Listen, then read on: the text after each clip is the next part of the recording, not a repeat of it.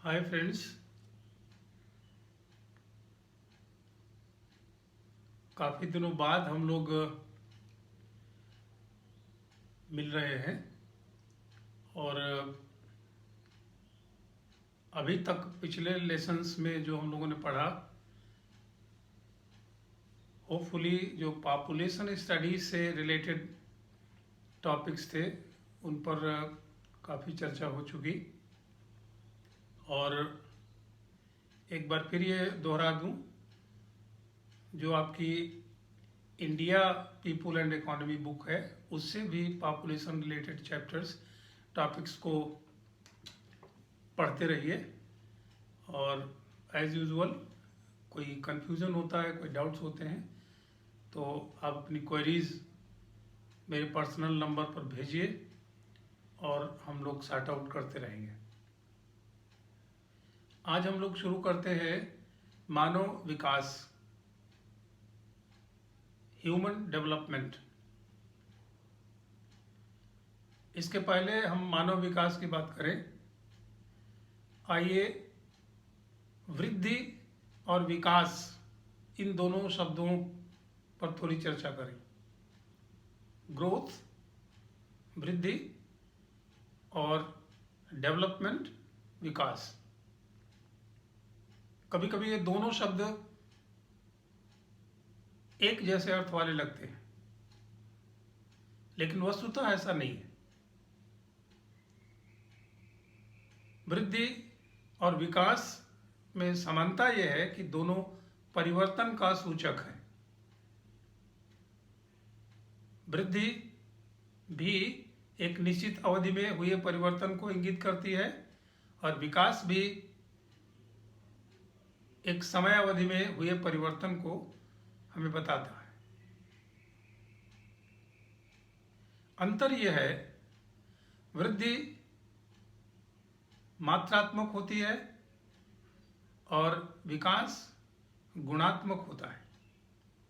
Growth is quantitative and development is qualitative.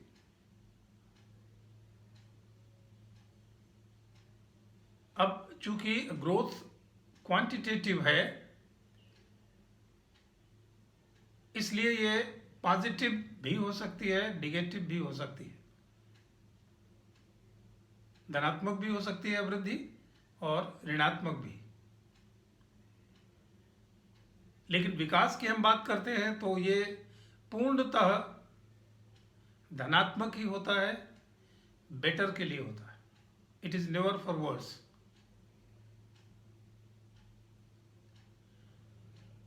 वृद्धि की बात करते हैं, उदाहरण के लिए कोई एक ब्लॉक है जिसकी जनसंख्या आज 1 लाख है। 6 महीने के बाद वहां की जनसंख्या 1,01,000 हो जाती है। ये वृद्धि है, संख्यात्मक है, परिमाणात्मक है।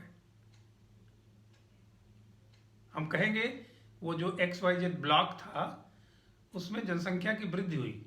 हम लोगों ने पढ़ा ना पिछले पॉपुलेशन स्टडीज में, ग्रोथ ऑफ पॉपुलेशन। और पॉजिटिव भी निगेटिव भी दोनों होता है। लेकिन उस ब्लॉक में इन 6 महीनों में, इस पीरियड ऑफ टाइम में, इस समय अवधि में क्या सुविधाओं में कोई बढ़ोतरी हुई, वृद्धि हुई? क्या कुछ इंस्टीट्यूशंस बढ़े, जैसे स्कूल कुछ नए खुले, हॉस्पिटल कुछ नए खुले, या कुछ पुराने हॉस्पिटल्स का उच्चीकरण हुआ? इंफ्रास्ट्रक्चरल डेवलपमेंट हुए, रोड्स बनी, इलेक्ट्रिसिटी वाटर सप्लाई की स्थिति पहले से अच्छी हुई? जो पर कैपिटा अवेलेबिलिटी थी सर्विसेज की, इंस्टीट्यूशंस की, क्या वो इन 6 महीनों में बढ़ी, बेहतर हुई? यदि नहीं हुई तो आप मान के चले it was merely the growth, it wasn't development. तो ग्रोथ या वृद्धि, या आप थोड़ा और पर्टिकुलर होकर के हम कहें economic growth is essential, no doubt, but unless it is accompanied by the development means the qualitative change, the change in quality of life. Unless it doesn't occur, it merely remains growth, or you can say maldevelopment. वो अविकास जैसा हुआ, एकांगी विकास कह सकते हैं, lopsided development. लेकिन यदि ये सुविधाएं, नागरिक सुविधाएं, संस्थाएं, सिविक एम्यूनिटीज बढ़ती हैं, तो नो डाउट वृद्धि के साथ विकास जुड़ा है और मानव विकास हुआ है.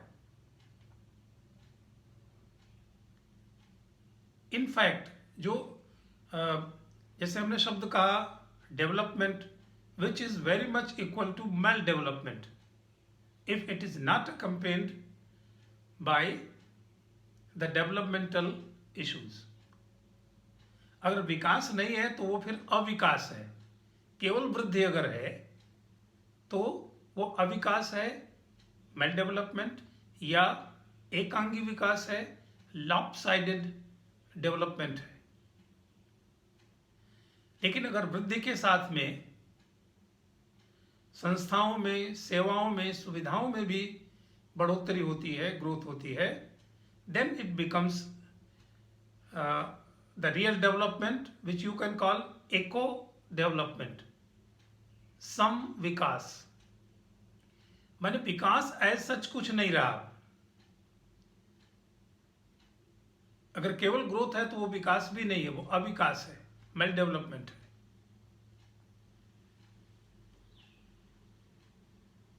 और अगर समुचित विकास है, ग्रोथ भी है और क्वालिटेटिव चेंज भी है, तो फिर वो सम विकास है, इको डेवलपमेंट है.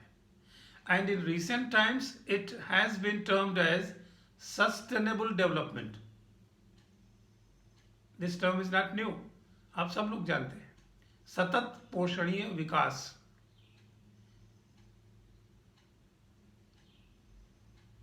अभी हम लोग जब आगे पिलर्स ऑफ ह्यूमन डेवलपमेंट की चर्चा करेंगे तो this sustainability is one of those 4 pillars.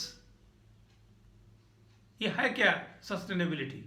स्वीकार्यता, सतत पोषणीयता. सरल शब्दों में स्वीकार्यता है. जो वृद्धि हुई है, जो क्वालिटेटिव चेंज हमने किया है, क्या वो सबको स्वीकार्य है समान रूप से? क्या वो पर्यावरण को स्वीकार्य है? आपने कृषि क्षेत्र में कोई विकास किया है, क्या वो औद्योगिक क्षेत्र को स्वीकार्य है? आपने समाज के किसी एक वर्ग के लिए कोई विकास का आयाम निर्धारित किया है, क्या वो दूसरे वर्ग को स्वीकार्य है? एंड एबव ऑल, हमने वर्तमान परिस्थितियों में, वर्तमान समय में अपने लिए, हमारी जनसंख्या के लिए जो स्थितियां निर्धारित की हैं, जो विकास हमने के आयाम हमने रखे हैं, क्या वो आने वाली पीढ़ी को स्वीकार होंगे? This is sustainability. ये सतत पोषणीयता है. तो यदि वृद्धि के साथ साथ क्वालिटी ऑफ लाइफ चेंज होती है और वो सबको स्वीकार होती है, then it is complete development कह सकते हैं, इको डेवलपमेंट कह सकते हैं, या सस्टेनेबल डेवलपमेंट. और तभी हम कहते हैं कि अमुक क्षेत्र मानव विकास की दृष्टि से बहुत विकसित है, या अमुक क्षेत्र मानव विकास की दृष्टि से उतना विकसित नहीं है. क्लियर? वृद्धि और विकास दोनों परिवर्तन के सूचक हैं. वृद्धि क्वांटिटेटिव है, परिमाणात्मक है, संख्यात्मक है, और ये पॉजिटिव निगेटिव दोनों हो सकती है. विकास क्वालिटेटिव चेंज है और ये बेटरमेंट के लिए होता है. इसमें निगेटिविटी की बात नहीं है। दो और शब्द मैं कहूंगा, जब हम ग्रोथ की बात करते हैं तो वी से इट इज वैल्यू न्यूट्रल, माने इसमें वैल्यू क्वालिटी ऑफ लाइफ की बात उतनी नहीं है, ये केवल चेंज है। अमुक समय पर एक पॉइंट ऑफ टाइम पर 100 था, अगले पॉइंट ऑफ टाइम पर 110 हो गया। अभी उत्पादन इतना था, 2 महीने में बढ़ गया, दैट इज ग्रोथ। और ये मूल्य तटस्थ कहा जाता है, मीन्स वैल्यू न्यूट्रल। और ठीक इसके अपोजिट जो क्वालिटेटिव चेंज है, जो विकास है, जिसकी हमने विस्तार से चर्चा की, दैट इज वैल्यू लोडेड, मूल्य बोझिल है, उसमें मूल्य हमेशा साथ में जुड़ा हुआ है, क्वालिटी ऑफ लाइफ हमेशा साथ में जुड़ी हुई है। अब ये कैसे कर सकते हैं? जैसे इकोनॉमिक ग्रोथ की बात आई, आर्थिक वृद्धि की, तो that creates choices, no doubt. इसलिए मैंने शुरू में कहा था आर्थिक वृद्धि भी आवश्यक है, लेकिन केवल आर्थिक वृद्धि विकास नहीं है, ये हमने प्रारंभ में कहा था। तो जो आर्थिक वृद्धि होती है उससे इंस्टीट्यूशंस क्रिएट हुए, सोशल इंस्टीट्यूशंस, पॉलिटिकल इंस्टीट्यूशंस, नागरिक सुविधाएं, सिविक कम्युनिटीज, इंफ्रास्ट्रक्चर, ये सब क्रिएट हुआ, बढ़ा, उसकी वृद्धि हुई। इसने क्या किया? हमारे चारों ओर चॉइसेस, विकल्प तैयार कर दिए। अब उन विकल्पों तक हमारी पहुंच है कि नहीं, हमारी एक्सेसिबिलिटी उन विकल्पों तक है कि नहीं, एक। नंबर 2, हम इतने कैपेबल हैं कि नहीं, इतने सक्षम हैं कि नहीं उन विकल्पों को इस्तेमाल करने के लिए। हमारे ऊपर कोई इंपोजिशंस तो नहीं है, कोई बाध्यता तो नहीं है, कोई रिस्ट्रिक्शंस तो नहीं है। तो सारी बाध्यताओं से अगर हम मुक्त हैं, that means we are free. तो freedom is also one of the important factors for development. Freedom केवल ये नहीं कि किसी के गुलाम हम हैं, अंग्रेजों के गुलाम थे, आजाद हो गए, नॉट दैट। हमारी अपनी जो समस्याएं हैं, हमारी अपनी जो परिस्थितियां हैं, सर्कमस्टांसेस हैं, उनमें भी अगर हम दबे हैं, वो बाध्यताएं भी हमारे ऊपर इम्पोज्ड हैं और हम नहीं निकल पा रहे हैं, तो we are not able to access those choices. जो विकल्प है उनका इस्तेमाल हम नहीं कर पाते। उदाहरण के लिए, जैसे समाज का एक वर्ग है, मान लिया, बहुत लंबे चौड़े वर्ग की बात न करें हम, हमारे यहाँ बहुत दिनों तक ये था कि भाई लड़कियों को बस एक हायर सेकेंडरी तक पढ़ाना है या जूनियर हाई स्कूल तक पढ़ाना है, आगे उनको पढ़ने नहीं जाने देना है। तो ये इम्पोजिशन, ये रिस्ट्रक्शन, सोशल रिस्ट्रक्शन क्या करता है?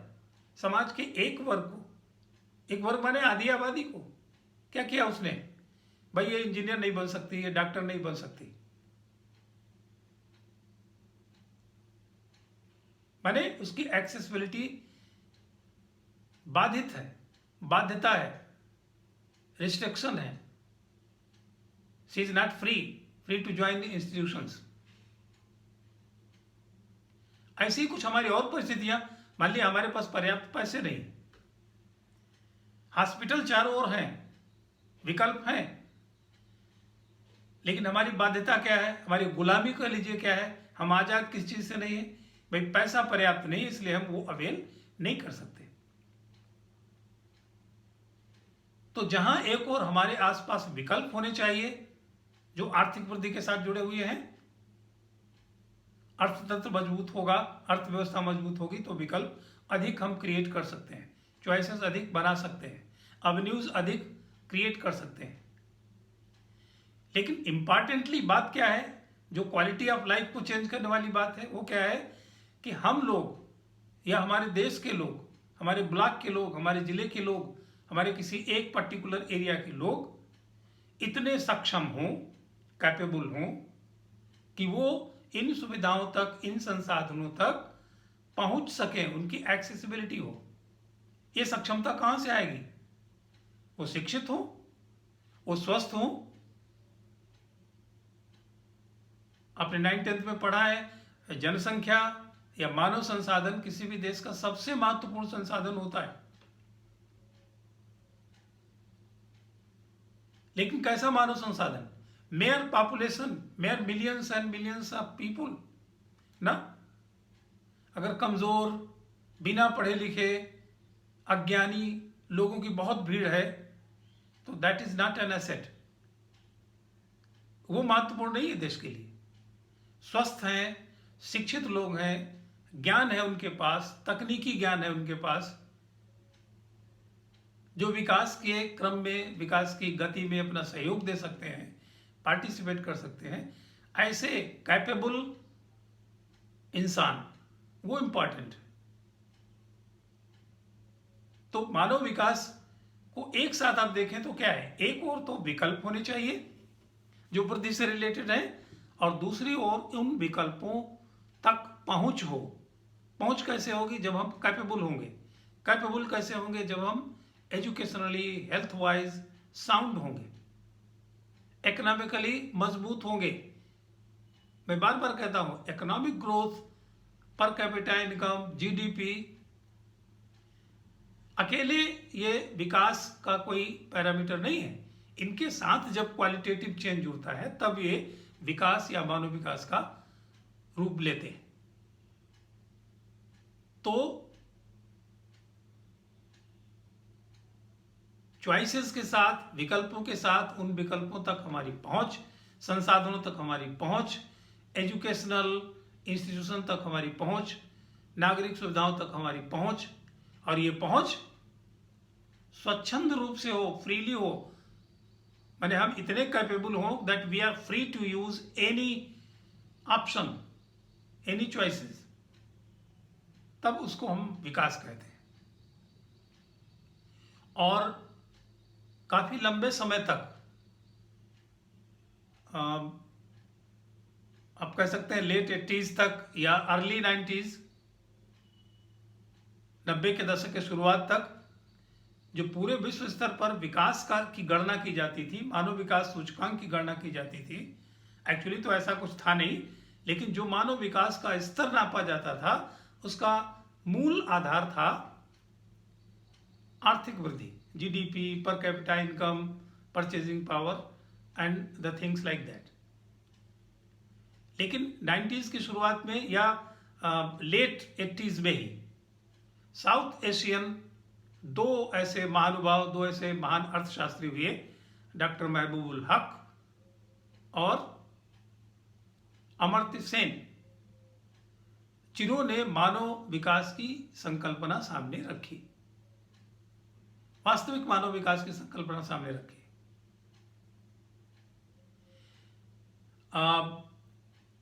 अमर्त्य सेन का तो ये कहना था कि कई बार नहीं होता है, हम क्या सोचते हैं,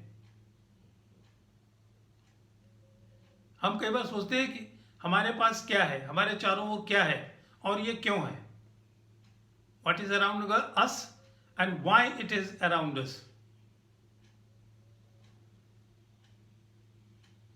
अमर्त्य सेन का कहना था what is not with us, what is not around us and why not around us. ये सोच हमारे मन में होगी तब हम ऐसे लोगों को, सारे लोगों को, समस्त जनसंख्या को, the last man in the society, जो सबसे गरीब मान लीजिए है, उसको भी इतना सक्षम हम कर दें, इतना सक्षम हम कर पाएं कि वह उसके आसपास के विकल्पों को उन्मुक्तता से, आजादी से, बिना किसी दबाव के उपयोग कर सके। यदि वो ऐसा कर पाएगा तो वो क्षेत्र विकसित होगा। अब हम बात करें थोड़ा ह्यूमन डेवलपमेंट के पिलर्स की, the 4 pillars of human development. और यहां मैं दोहरा दूं, there are 4 pillars of human development and also 4 approaches to human development. 4 स्तंभ भी हैं और 4 उपागम हैं, 4 रास्ते हैं जिनसे होकर के हम मानव विकास कर सकते हैं। तो मैं इसलिए इसे देख करके ये बात कर रहा हूँ, अंडरलाइन कर रहा हूँ कि कई बार परीक्षा की दृष्टि से इन दोनों में आप इंटरमिंगल करते हैं, कंफ्यूज करते हैं, जैसे ग्रोथ और डेवलपमेंट की बात हमने शुरू में की थी। तो the pillars are different and the approaches are different.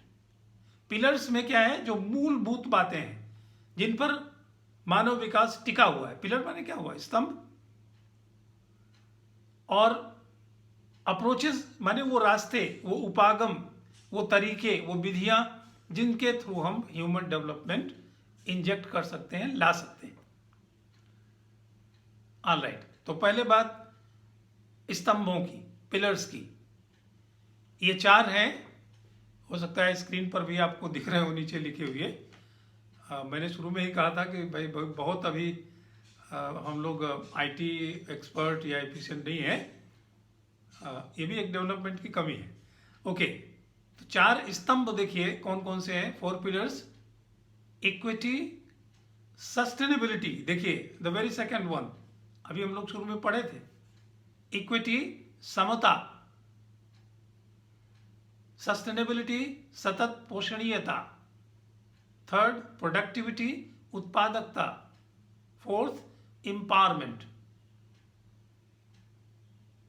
अभी चारों की थोड़ी थोड़ी हम चर्चा करेंगे तो आपको लगेगा कि सब एक दूसरे से इंटरमिंगल हैं, और कहीं ना कहीं एक उसमें सबसे बात आती है जो हम चर्चा में भी कर रहे थे, to make people capable of accessing the institutions, the services, the amenities. अब इक्विटी की बात करें, समानता, सबको समानता हो, कब होगी, जब सब स्वतंत्र होंगे। समानता कब होगी, जब कोई बाध्यताएं नहीं होंगे, कब कोई रिस्ट्रिक्शंस नहीं होंगे। हर व्यक्ति को समान अधिकार हो कि जो उसके आसपास विकल्प हैं उनको वो पूरी उन्मुक्तता से, आज़ादी से, किसी तरीके की इम्पोजिशन न हो, आर्थिक कमजोरी भी इम्पोजिशन न हो, सामाजिक जो दुराग्रह होते हैं या पूर्वाग्रह होते हैं वो किसी तरीके के न हो, सबको समान रूप से अधिकार हो विकल्पों तक पहुंचने का। सस्टेनेबिलिटी हम लोग चर्चा किए ही, माने जो भी विकास हो, जो भी विकल्प हम बनाए, जो भी विकल्पों तक पहुंचने के रास्ते हम तय करें, गवर्नमेंट तय करे, संस्थाएं तय करें, वो सभी को स्वीकार्य हो, और सबसे बढ़कर के मैंने शुरू में कहा था पर्यावरण को स्वीकार्य हो। अब मान लीजिए अगर कहीं समता की स्थिति नहीं रहती है तो स्वीकार्यता की स्थिति अपने आप बदलेगी कि नहीं। अगर समान अधिकार नहीं होगा, किसी एक ग्रुप विशेष को बहुत अधिक विकास के आयामों से जोड़ दिया जाएगा, तो दूसरे ग्रुप को जाहिर है आक्रोश होगा। फिर सस्टेनेबिलिटी कहां रही, स्वीकार्यता कहां रही। प्रोडक्टिविटी, उसकी भी हमने चर्चा शुरू में की। अब देखिए उसका स्तंभ क्या कहता है, उत्पादकता, माने जो हमारी जनसंख्या है, जो हमारे लोग हैं, वो कैपेबल कब होंगे, उनकी उत्पादकता कब बढ़ेगी, जब वो पढ़े लिखे होंगे, ज्ञान अर्जित किए रहे होंगे, टेक्नोलॉजी से उनको सामना हो चुका होगा, जानते होंगे तकनीक के बारे में, विज्ञान के बारे में जानते होंगे, जब वो स्वस्थ होंगे। और ये कैसे हो पाएंगे, अस्पताल कैसे जाएंगे, जब समान अधिकार मिला हुआ होगा, जब वो आज़ाद रहे होंगे। ऐसा माहौल हमने क्रिएट किया होगा कि उन सब को अपने इच्छा के अनुसार विकल्पों को चुनने की आज़ादी होगी और वो विकल्पों तक पहुंच पाएंगे, तभी वो बेहतर जीवन जी पाएंगे। The happy and dignified life. विकसित समाज का या विकसित क्षेत्र का यह भी एक रूप है, ये भी एक स्वरूप है, ये एक स्थिति है जहां पर लोग सक्षम हो, जहां पर लोग जीवन के न्यूनतम साधन आसानी से जुटा पाते हो, और जहां पर लोग स्वतंत्र, निष्पक्ष, प्रसन्न और सम्मानजनक जीवन जीते हो, तब हम कहेंगे कि वो क्षेत्र विकसित है। एम्पावरमेंट, देखिए कितना ये सब एक दूसरे से इंटर रिलेटेड है। अगर हर व्यक्ति सक्षम नहीं होगा हमने अभी बच्चियों का, महिलाओं का उदाहरण लिया था। उनको अगर हम इतना पढ़ा लिखा करके अपने अधिकारों के प्रति जागरूक नहीं करेंगे, उनको पर्याप्त हम अवसर नहीं देंगे, तो क्या एम्पावर किया हमने उनको? वो सशक्त होंगी, वो कैपेबल होंगी, तो आपके बिना कहे विकल्पों तक पहुंचेंगी। और जब सारे लोग विकल्पों तक पहुंचेंगे तो विकास सुनिश्चित है, निश्चित रूप से होना है। तो ये 4 स्तंभ का मतलब क्या है? ये चारों ऐसी बातें हैं, बेसिक बातें हैं, जिन पर मानव विकास, किसी क्षेत्र के ह्यूमंस का डेवलपमेंट टिका होता है। अब अप्रोचेस की बात करें। अप्रोचेस में है income approach, welfare approach, basic needs approach and capability approach. आप देखेंगे कि कैपेबिलिटी जो चौथा रास्ता है, उपागम है, which is all the more important, क्योंकि वो सबको, इनकम, वेलफेयर, बेसिक नीड्स, सबको, कौन एक अगर कोई ऐसा हो तो इन सारे उपागमों पर भारी कौन है? कैपेबिलिटीज। सक्षम होंगे तो इनकम होगी।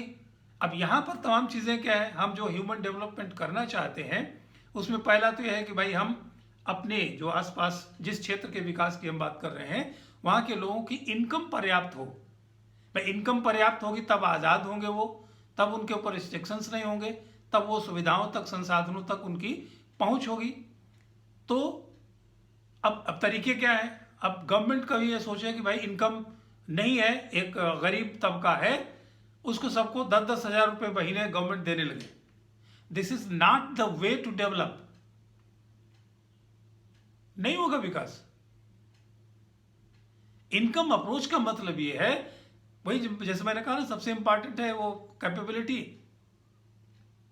उनकी क्षमता हम बढ़ाएं, उनको शिक्षित करें, उनको टेक्नोलॉजिकली साउंड करें, उनको आत्मनिर्भर बनाएं। वो इतने कैपेबल हो जाएंगे तो अपनी इनकम को वो they can take care of that. फिर है वेलफेयर अप्रोच। ये भी बहुत कुछ गवर्नमेंट सेक्टर से या कहे कि आर्थिक वृद्धि से रिलेटेड है, एसेट से रिलेटेड है। लेकिन फिर वही बात है, people's participation and people's capability is important. Likewise basic needs, अभी हमने कहा जो जीवन की न्यूनतम सुविधाएं हैं, वो न्यूनतम सुविधाएं जो किसी को सम्मान पूर्वक जीने के लिए सुविधाएं देती हैं या सम्मान पूर्वक जीने का हक देती हैं, ऐसी बेसिक नीड्स कम से कम सबके पास हों। ये गवर्नमेंट की भी जिम्मेदारी है और जो लोग सक्षम है, पहले से कैपेबल है, उनकी भी जिम्मेदारी। तो ये है अप्रोचेस। अब थोड़ी हम बात करें कैसे हम गणना करते हैं ह्यूमन डेवलपमेंट की। How to compute HDI, human development index. Technically speaking इसके कुछ इंडिकेटर्स हैं। तो मेजर जो इंडिकेटर्स जिनको कहीं ना कहीं हम लोग डिस्कशन में बातें आई, वो क्या है? Performance in education and health and accessibility. ये 3 मुख्य रूप से इंडिकेटर है। एजुकेशन में कैसी परफॉर्मेंस है, हेल्थ की क्या स्थिति है, स्वास्थ्य की क्या स्थिति है, स्वास्थ्य सेवाओं की क्या स्थिति है, और तीसरा है एक्सेसिबिलिटी। अब आप देखेंगे जो चर्चा में तमाम बातें आई, ऐसे सैकड़ों, जैसे हमने एजुकेशन का एक इंडिकेटर की बात करें तो एक एजुकेशन का इंडिकेटर है जिसको हम रैंकिंग करेंगे, लेकिन उस एजुकेशन के एक इंडेक्स बनाने के पहले सैकड़ों इंडेक्स उसके पीछे होंगी, उसका सम टोटल एक एजुकेशन इंडेक्स आएगी। कैसे? जैसे लिटरेसी है, मान लो एक हो सकता है, लिटरेसी रेट्स क्या है, परसेंटेज क्या है, पूरे भारत के जो प्रदेश है उनका ह्यूमन डेवलपमेंट इंडेक्स निकालना है। तो भाई स्टेट वाइज आपने देखा लिटरेसी रेट्स क्या है, स्कूल इनरोलमेंट का रेशियो क्या है, हायर एजुकेशन तक पहुंचने वाले विद्यार्थियों का रेशियो क्या है, ये तमाम चीजें उसके पीछे होंगी। उन सब का एक अक्यूमुलेटिव जो इंडेक्स बनेगा, दैट विल बी एजुकेशन। तो शिक्षा के क्षेत्र में क्यों सबसे इंपॉर्टेंट या जो 3 हमने आपको इंडिकेटर बताए, एजुकेशन सबसे पहले क्यों कहा गया, क्योंकि जो कैपेबिलिटी की बात कही गई, जो सक्षमता की बात कही गई, जो आज़ादी की बात कही गई, जो एक्सेसिबिलिटी की बात कही गई, वो सब कब आएगा? जब व्यक्ति पढ़ा लिखा होगा, शिक्षित होगा, अपने को समझ पाएगा, अपने अधिकारों को समझ पाएगा, अपने आसपास विकल्पों को देख पाएगा, उन विकल्पों को चुनने की उसके पास विवेक होगा, रीजनिंग होगी। ये कब होगा? जब वो अच्छे से शिक्षित होगा। हेल्थ का वही बात, स्वस्थ नहीं रहेगा तो कुछ नहीं कर पाएगा, कैपेबिलिटी उसकी नहीं होगी, एक्सेसिबिलिटी कम हो जाएगी। और तीसरा जो हमने कहा, एक्सेसिबिलिटी टू रिसोर्सेज। संसाधन हैं हमारे आसपास, हमारे देश में बहुत से हैं, उनको हमने विकसित भी कर लिया है, लेकिन वही जो हमने स्तंभ में पढ़ा था, यदि समानता नहीं है, यदि आज़ादी नहीं है, यदि सस्टेनेबिलिटी नहीं है, कुछ एक लोगों के पास ज़्यादातर संसाधन है, बाकी के लोग संसाधनों से वंचित हैं, डिप्राइव्ड हैं, विकास नहीं हो सकता। तो ये 3 इंडेक्स हैं, और इसके पीछे और थोड़ा आप किताब से भी पढ़ेंगे, और भी एक हेल्थ के लिए, एक एजुकेशन के लिए, एक एक्सेसिबिलिटी के लिए बहुत सारे और इंडिकेटर्स। यहाँ एक चीज़ ये जानना जरूरी है, जब हम इंडिकेटर्स की रैंकिंग करते हैं तो उसमें दोनों चीज़ें ध्यान देनी पड़ती हैं, the attainments as well as the shortfalls. माने जो पॉजिटिव वे में इंडिकेटर्स हैं उनकी रैंकिंग, और जो नेगेटिव वे में है इंडिकेटर्स उनकी रैंकिंग। Let me explain. जैसे शिक्षा की बात आई, एजुकेशन एक इंडिकेटर है। अब इस इंडिकेटर के में जैसे मान लिया हमने कहा स्कूल इनरोलमेंट, 0 से 5 एज ग्रुप है, 5 से 9 एज ग्रुप है, 9 से 14 एज ग्रुप है, उसमें इतने बच्चे हैं और इतने % स्कूल में जाते हैं। अब मान लिया सारे स्टेट्स में कोई एक ऐसा पहला स्टेट आपने देखा जहां पर 80% बच्चे उस पर्टिकुलर एज ग्रुप के स्कूल में इनरोल होते हैं, तो क्या करेंगे? उसको पहले ऊपर रखेंगे, पॉजिटिव वे में है। मानिए ये अटेनमेंट की बात है, पॉजिटिव का मतलब समझ रहे हैं, अटेनमेंट की बात। सबसे ज़्यादा जहां है, फिर उससे कम, फिर उससे कम, फिर उससे कम, from higher to lower, this is what you call attainment. Shortfall की बात करें, अभी जैसे एजुकेशन में ही क्या होता है, ड्रॉप आउट्स फ्रॉम स्कूल, बीच में ही पढ़ाई छोड़ करके भाग जाने वाले बच्चे, छूट जाने वाले बच्चे। अब ये भी एक इंडेक्स आपके पास सामने आएगी, इसको रैंकिंग करेंगे तो क्या, जहां सबसे ज्यादा ड्रॉप आउट्स हो गए उसको कहां रखेंगे हम, सबसे नीचे कि सबसे ऊपर? जहां सबसे कम ड्रॉप आउट्स होंगे वो टॉप पर होगा। स्कूल इनरोलमेंट का परसेंटेज जहां सबसे ज्यादा था वो नंबर 1 रैंक, और ड्रॉप आउट्स का परसेंटेज जहां सबसे कम है वो नंबर 1। तो अटेनमेंट्स को भी अकॉर्डिंगली और शॉर्टफॉल्स को भी अकॉर्डिंगली हमको इंडेक्स में रैंकिंग करनी है। अब जैसे पॉवर्टी लाइन है, गरीबी है, अभी आपने देखा ना इनकम अप्रोच एक है। अब गरीबी की रेखा, पॉवर्टी लाइन से ज़्यादा कितने लोग हैं? पॉवर्टी लाइन से मान लिया किसी जगह पर 10% पीपुल पॉवर्टी लाइन के ऊपर हैं, माने 90% पॉवर्टी लाइन के नीचे हैं। तो जहां पर ज्यादा पॉवर्टी लाइन से नीचे लोग हैं वो कहां जाएगा?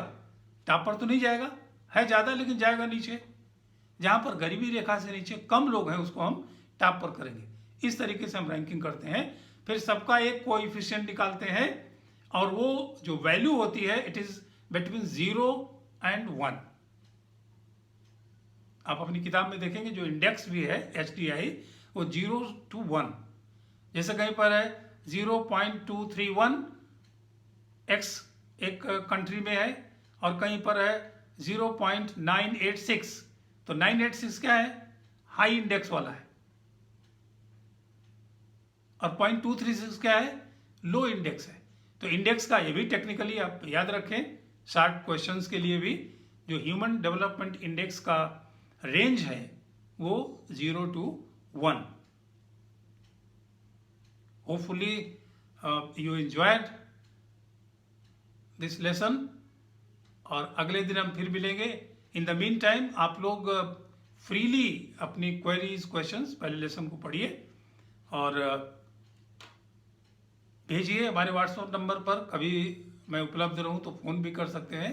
फिर हम अगले लेसन में थोड़ा और इम्प्रूव्ड, और एक चीज़ ये भी आप बताना ना भूलें कि मेरी आवाज़ आप तक आ रही थी कि नहीं। मैं समझ सकता हूँ, हो सकता है कि पहले से बेटर हो, क्योंकि पहले आवाज़ थी खाली। Now I may be visible to you. Thank you, have a nice day.